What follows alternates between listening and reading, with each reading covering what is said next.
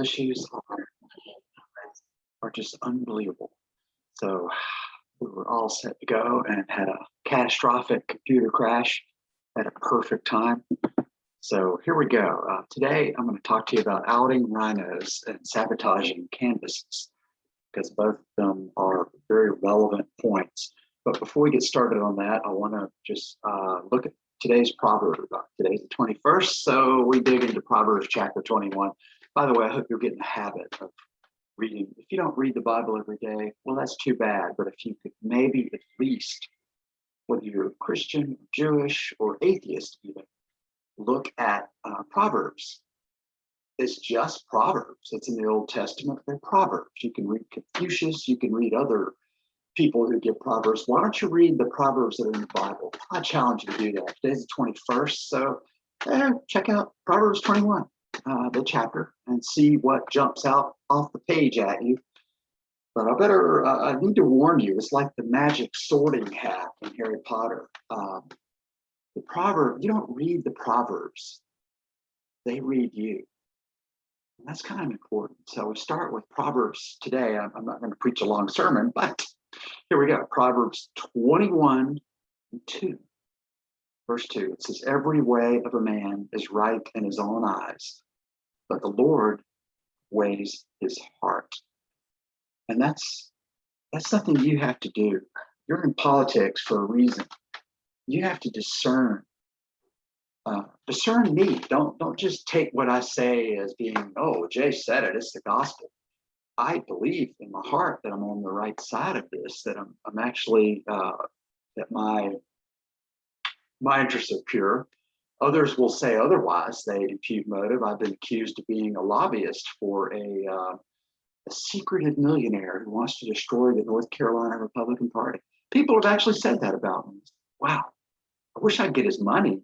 Anyway, no, but I don't want the baggage of that. So we run a lean, mean operation called Voter Integrity Project. And we're the original ones. That's voterintegrityproject.com. I'll have much more to say about that in the future, but we are the real deal. We've been around for quite a while at this, and lately we've gotten a lot of attention, and even had some after the 2020 election, we even had false flags, people who just tried to steal our name and our movement and try and hijack it and take it somewhere else. So today, just say, discern the heart. See, one thing you can do is judge people by their actions. Judge me by mine. Don't judge me by a motive that somebody tells you I have. And don't judge these others. I can call somebody a rhino and you can go, ooh, that's mean. And believe me, if I call somebody a rhino, there's a reason for it. And I'll show you the reason. I don't just throw that term around. But it's fun when you out them and you expose them. And boy, a big one happened this week. And it was, I'm going to start with a Seth Keshel quote because this is problematic. He says, I'm discussing the term election integrity. My presentation in states I visit is called Behind the Election Integrity Curtain. I will be finding a new name because election integrity is being taken over by rhinos seeking to score midterm donations and favor. But we're going to dissect this a little bit about rhinos because I'm just tired of it. You'll judge them by their fruit. First off, I'm going to touch back on this in a minute, but rhinos, as soon as the Lindell conference was over, I was brimming with optimism because there was so much energy at the event that I realized, wow, this is the army we've been looking for, because we incorrectly thought the Republican Party was going to ride in and join us and help us with our crusade, if you will, to clean up the electoral process. And somebody kept stepping on my shirt tail and I couldn't get anywhere. Stepping on my neck is more like it.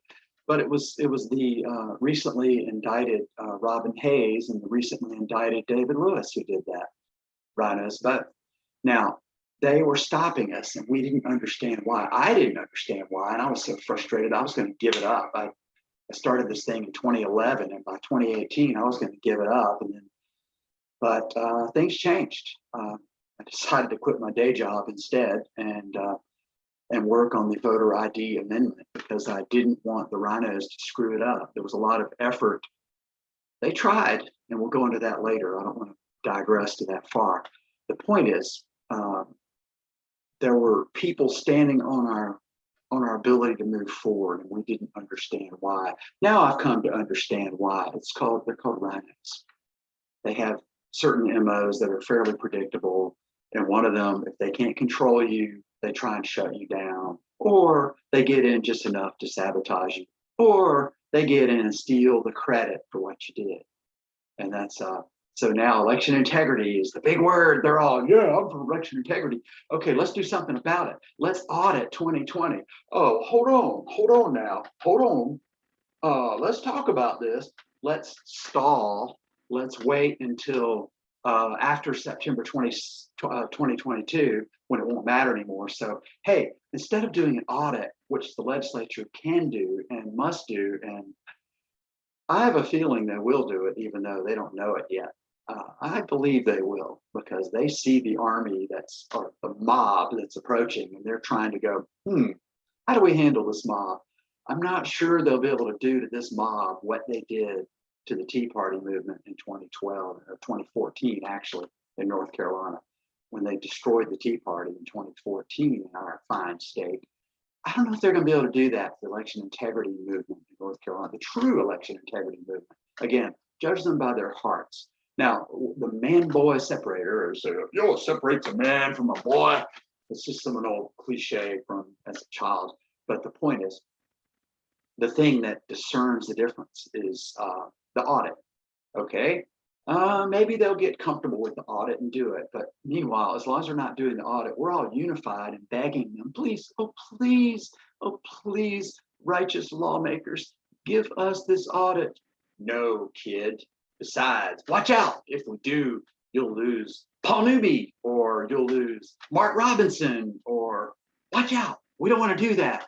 They were happy with the way it turned out, and they don't want to upset anything. Especially do they want to look under the hood and see what's really going on with this agency that they have empowered with no accountability.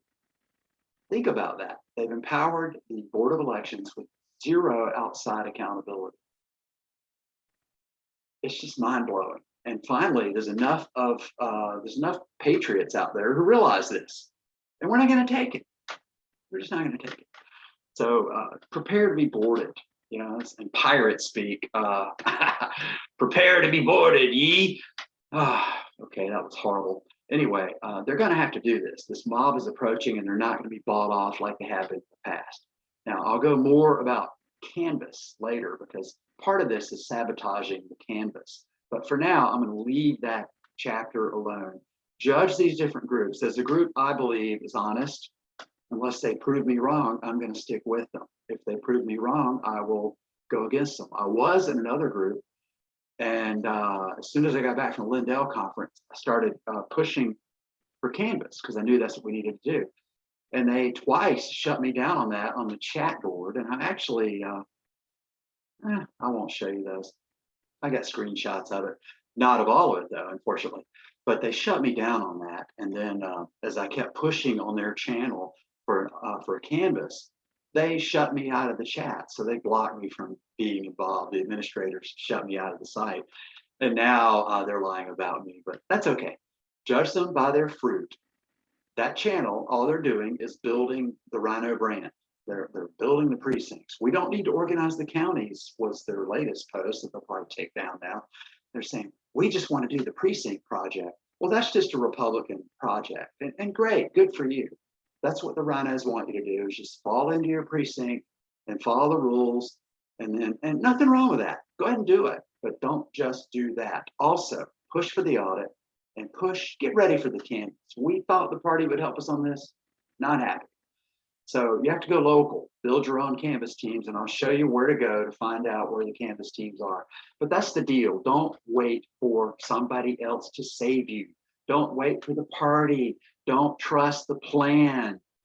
What do you think it means when they say, when we go one, we go all? It's you are the plan. So you have to do what you need to do. You know what to do. I'm suggesting you push for the canvas. Now, enough of that. Enough preaching on that. I'm going to move forward. Horrible RINO was outed this week, and I'm sorry. If you're a Republican and you're offended by what I'm about to say, please put that in the chat block on this post. That way I'll know who you are. Just go ahead and tell us if you're offended. That'd be great. Because what I hate about RINOs is rather than tell you who they are, they just wait until you trust them and then they stick a knife in you. Okay, so enough about RINO. But here's a really bad RINO. There's a Gateway Pundit story that Carrie Donovan wrote, and she was part of an event this past weekend that had Seth Keshel in town, and then the party chairman Michael Whatley came in. Oh, what a mistake Whatley made! Ooh, baby, he started throwing shade Saturday afternoon. I wasn't there. He started throwing shade at the whole idea of there being anything wrong with the elections of 2020. No, it was good. We had a good year. We got Newby there. We got Mark Keith Robinson. Of course, we lost the positions of true power, the governor, the attorney general, the state auditor, secretary of state, the four really key positions of power in North Carolina. We lost those, but hey, we got these other jobs and got a great person over at DPI. I won't go there because I could interrupt myself 5,000 times with everything I just said. But Whatley wanted you to focus on what they got instead of what they didn't get, which was the key positions of power. I'll interrupt myself on that once. Attorney General. You know, it's a funny thing. The Attorney General, Josh Stein, even though this state went overwhelmingly for Trump, we went for Josh Stein for the second time in a red wave year. 2016 was a red wave, but we wanted Josh Stein to be our Attorney General, a good Democrat who fought hard against voter ID. That's who we wanted for Attorney General. And then in 2020, the same deal. We wanted Josh Stein. The funny thing about it, you know, North Carolina, our sordid Jim Crow past of horrible abuses that Democrats did to Black voters up until 1965. Everything they did from 1898 to 1965 was Democrat Jim Crow. And since that 1898, when they took over, thanks to the Wilmington riots, great book on this, The Wilmington Lie. I'll leave it at that. I'm not going to embrace the book today. But since those riots, North Carolina's controlled this state, or Democrats controlled this state. Sometimes I wonder if they still do.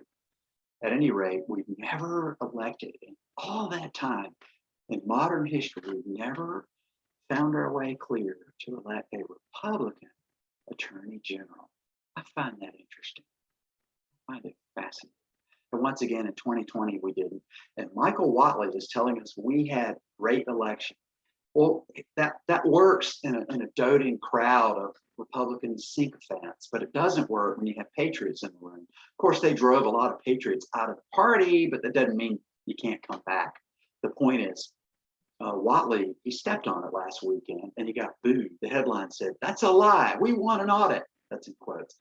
And it says, "Worthless North Carolina GOP chairman booed and heckled at GOP election integrity event." I will be posting the video of what you saw on screen. I'll be posting that on my website later today at voterintegrityproject.com. And the graphic you'll see, you'll see that too. I could use your help though, folks, because in looking around and doing prep for this broadcast, I could not find the video.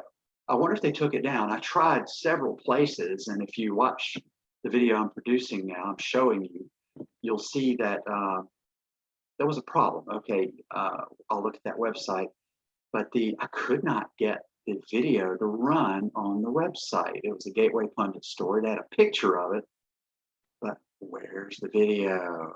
So I Googled the video, and there are other sites that have it. There's KYCKER, Kiker, Your Honest News Source. They had a link to it also, but strangely enough, there's no video in it anymore. There's a white block where I presume the video might have been, but it doesn't load. That's the Kiker. .com. And then I went over to a site called Real News Aggregator. And they too had 2 images of the shot I showed.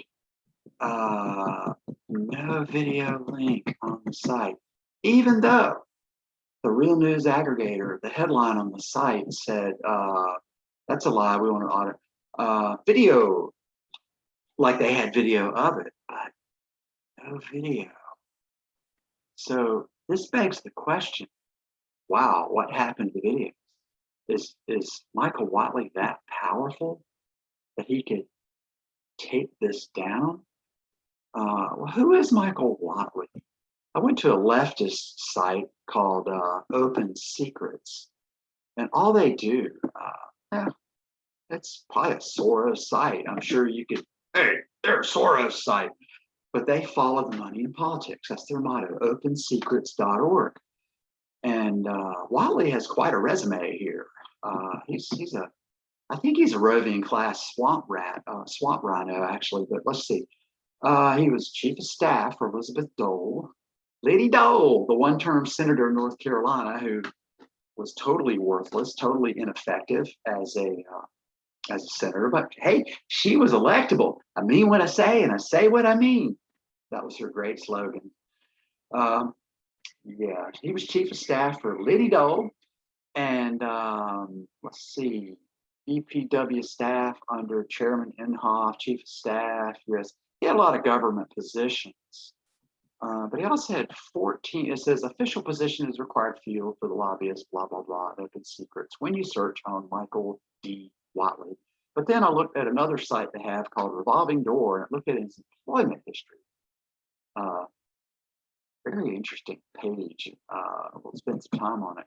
He has been a lobbyist for a long time in the private sector from 2008 to now, to the current present. But it said employment history prior to 2008, Consumer Energy Alliance, Nossman LLP, Connor and Hannon, a firm. I could hit the firm lobbying profile. I don't want to spend that much time. You can dig in here and see it. He founded a group called Patriot Group. I don't see a year for that. I think it's 2007. Senate Environmental Public Works Subcommittee on Clean Air, Wetlands, Private Property, Nuclear Safety. Yeah, he sounds like energy Republicans would like him. Seems like a good guy. Lobbyist. Okay. Let's see. Industries represented. See what it says.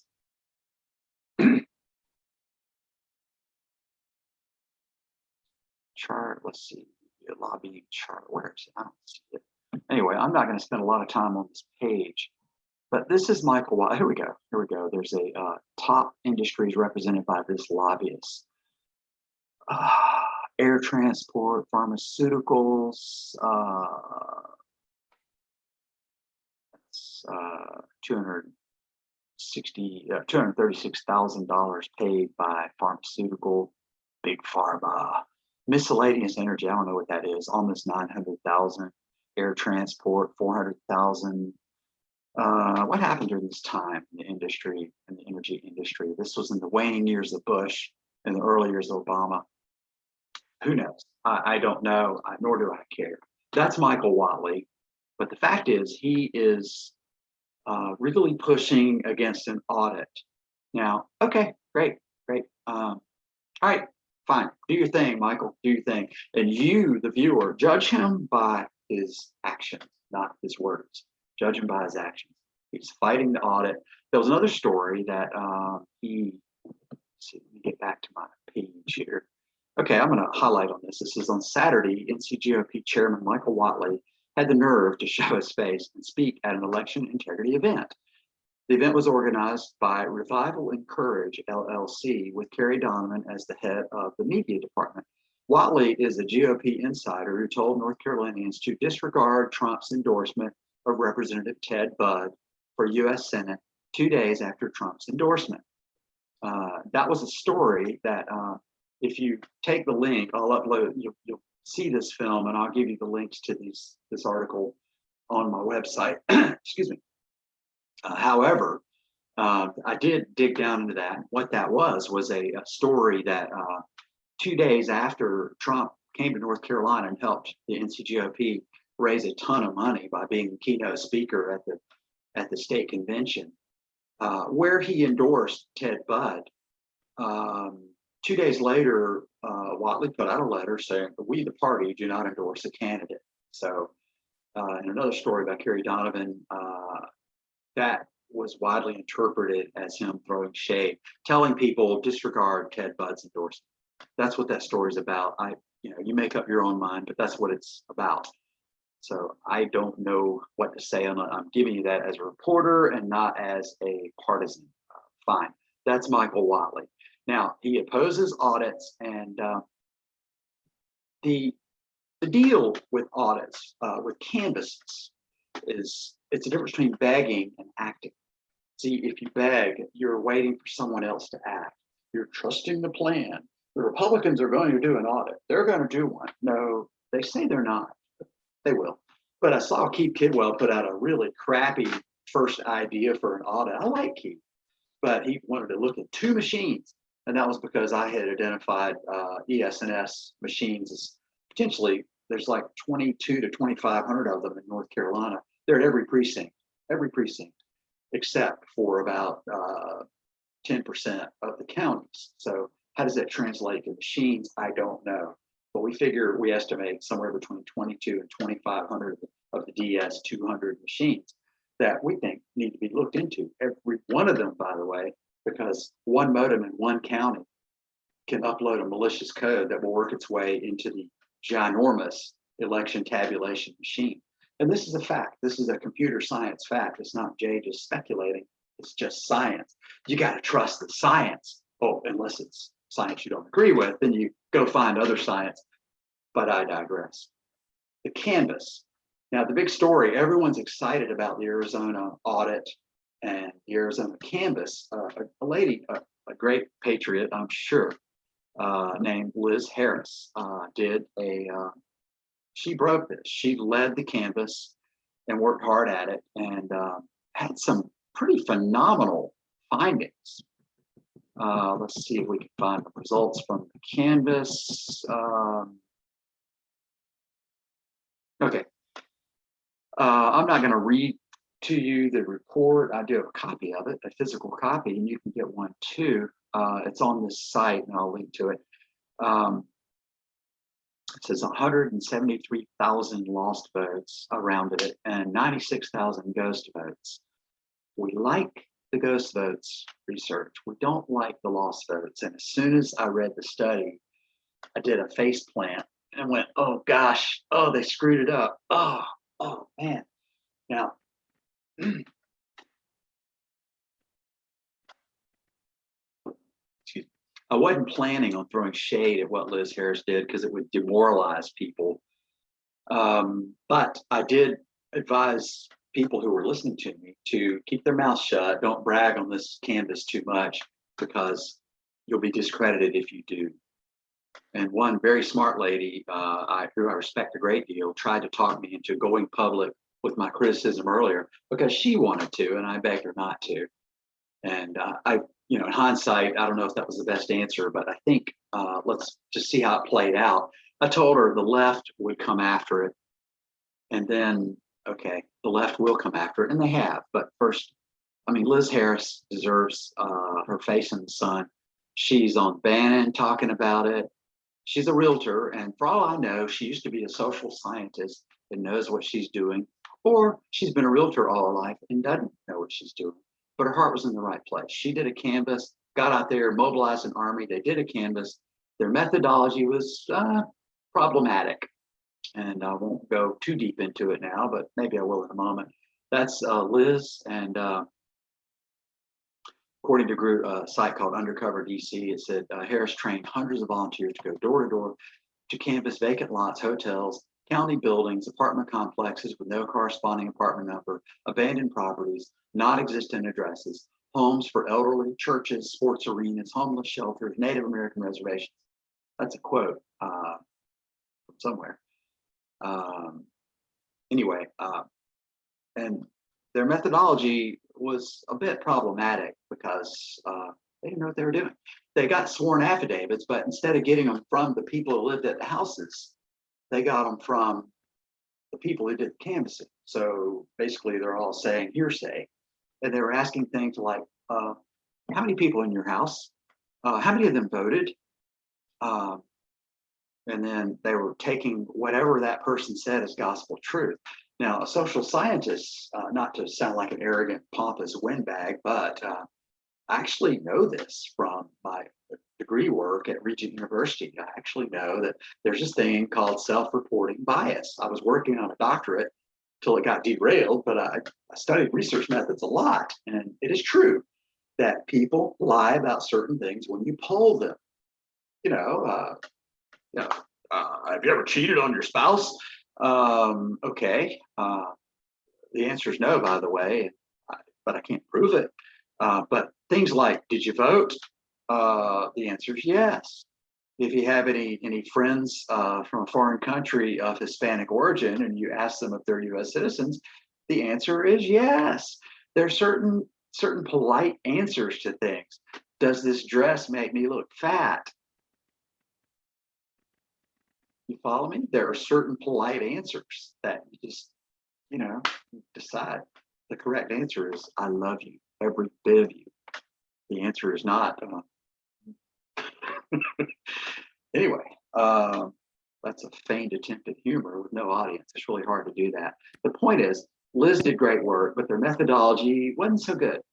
And we like to do it the right way. And who are we? We've been doing it for quite a while, but let me go to the fact check here, because the truth did get out of bed on this. You've heard a good lie will get halfway around the world before the truth gets up and puts its boots on. That was, I think Mark Twain said it. But anyway, this case, the fact checkers were right. And their site, their headline, Associated Press headline says, fact check, Arizona canvass report draws nonsensical conclusions. I'm not going to go way into it, but their methodology was wrong. Now, we have a way to do the methodology. We've taught it at our boot camp, at our canvassing boot camp. And soon we're going to have the video up, but it'll be a paid video because I'm sick of giving this stuff away.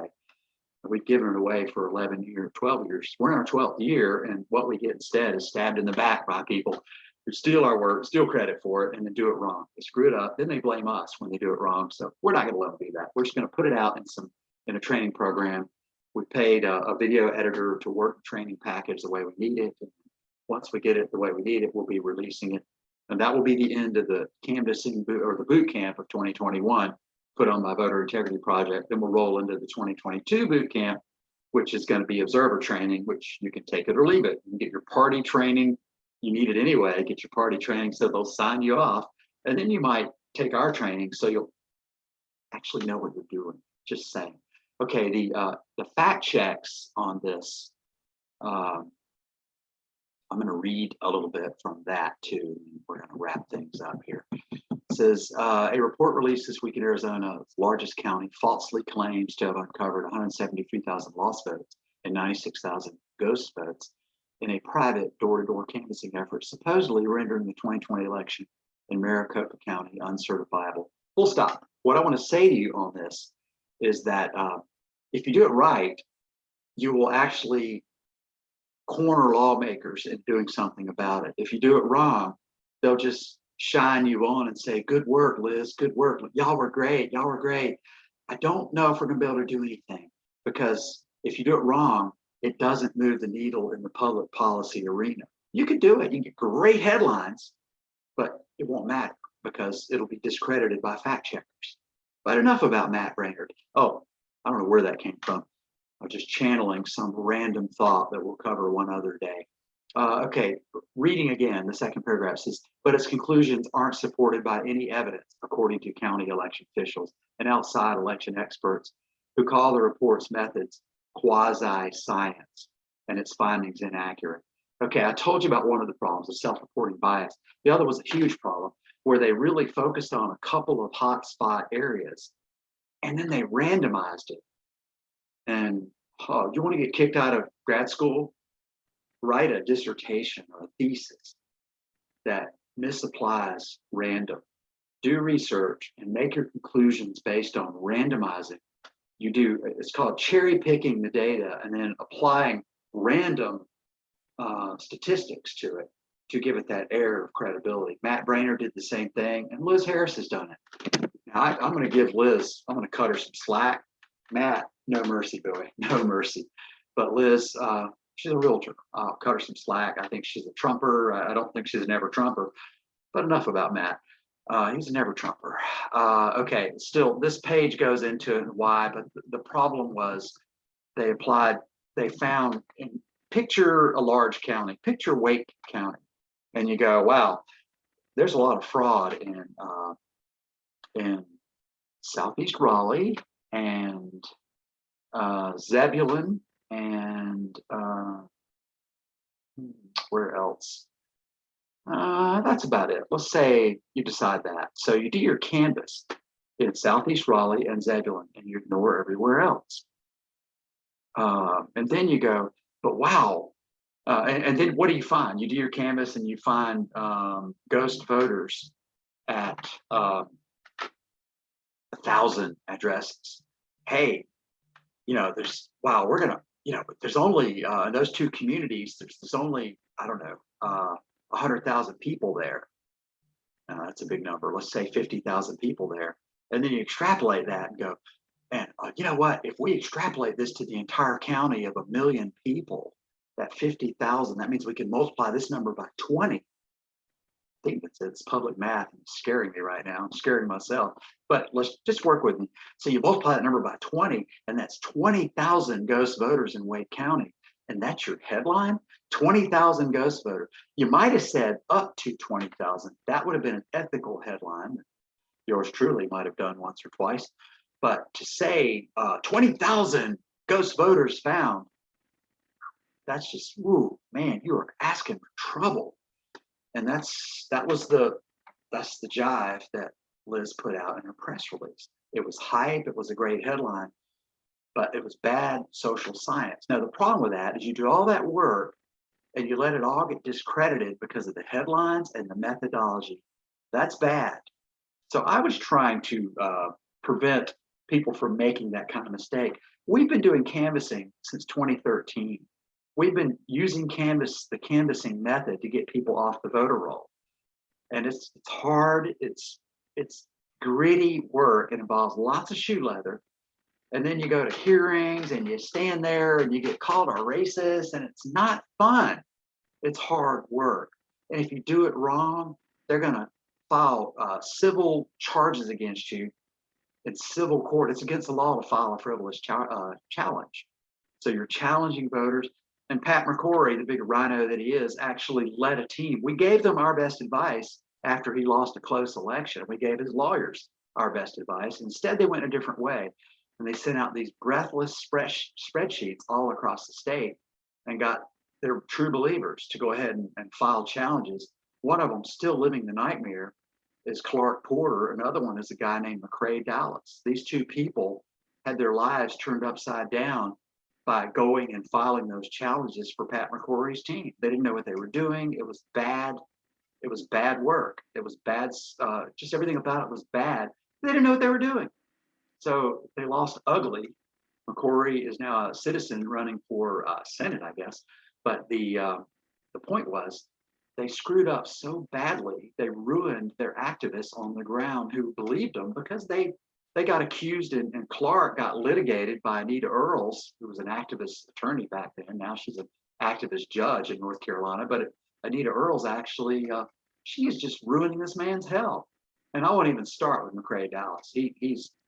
They have beaten him like a sled dog. No, worse than that. They clubbed him like a baby seal. Only he ain't dead yet, but that's a whole other story. What's the point? Is if you do this wrong, you're going to mess up and you're going to discredit the movement. I care about God, I care about the truth, and I care about preserving the election integrity movement. And I hope you do too. So this is why I do what I do, and I hope you'll do the same thing. So Arizona, it's a great shtick, but the canvas was done poorly. Hopefully the audit won't be as bad. If the audit comes out, I think the audit was done pretty well, but we'll see. That's coming out this Friday at 4 o'clock. It'll be at the Arizona Senate hearings Friday, September 24th at 4 o'clock. And I don't know, my sources are very optimistic, but we shall see. Your next step in North Carolina, I give you bad news about audit. Who do you trust? Where do you go? We recommend NC America's Audit Force, NC Audit Force. I have it on our website. Go to Telegram, the actions on Telegram, and I have a link to it on our website. You can figure it out and go to it from there. And they seem to be planning to do it right. I am not teaching them how to do an audit. They're using another audit protocol I'm not as familiar with. I think it involves something we call voter density, which is a fine protocol. We've used that protocol. It works to a degree, but it will not get what I've done with ours. We actually went down into the neighborhood and had individuals looking at their neighborhood. And I actually found a ghost voter at a house that had two people. Sorry, I don't mean to be rude to you if you're British. Had two people registered at the house, and one of them was a ghost voter. So you don't find that with voter density. You find that with a more thorough scrubbing, house to house, block to block, neighborhood to neighborhood. You do not find it by sorting the data like we did 10 years ago. Literally, 10 years ago we did that, and now everybody's seeing it. So I'm happy you're on. I'm happy you're here. Happy you're with us. But if you want to do it right, do it right. Work on doing it right. And the key is, can you get evidence that will be that'll stand up in court? And we will. I might do a morning broadcast on this one day, but for now it's so complicated. We just did it at our boot camp, and we're putting out a video on it that will explain it, because it is very, very complex if you want to do it right.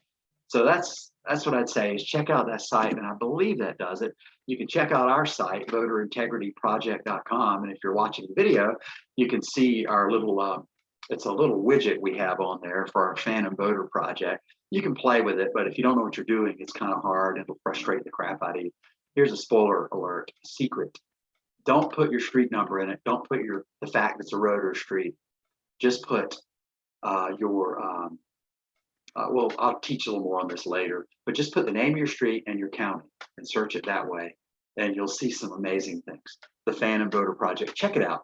All right, till next time, I'm going to leave you with this disturbing image. I'm going to dance it in and put it in as I tease you for a future podcast. This is why sheriffs in North Carolina have a real surprise coming if they think they're going to win without addressing this issue, the issue of immigration, and fighting it hard. Peace out. Till next time, I'm Jay Delancey, alias VoteChecker.